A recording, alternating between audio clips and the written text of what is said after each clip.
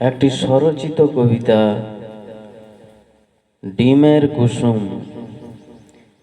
একটি ছিল ডিমের কুসুম, অনেক ছিল স্বপ্ন, দিন রাত্রির না ঘুমিয়েও ছিল খুব অযত্ন। সাপ্লিমেন্ট খেত সবাই, লড়াই যেন যেতে, ডালে ভাতে একটা মেয়ে দৌড়াতো ধান খেতে। তীরের মতো গতিবেগে লক্ষ্যে অবিচল, এটাই ছিল দৌড়বাজের কাহিনী সম্বল।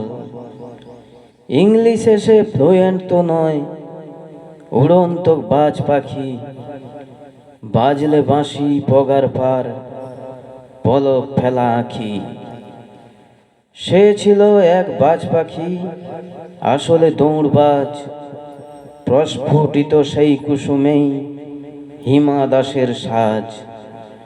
সীমার মাঝে অসীম এমন অনেক কুসুম আছে, ফোটার আগেই ফেটে তারা বিনাশ খিদের আছে।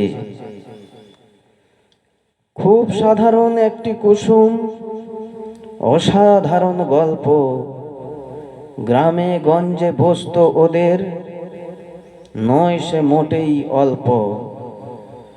কুসুমদের এই নিত্য লড়াই, হয় না তো এক রত্তি, আবার কবে দেখবে সঠিক স্বপ্ন ওদের সত্যি।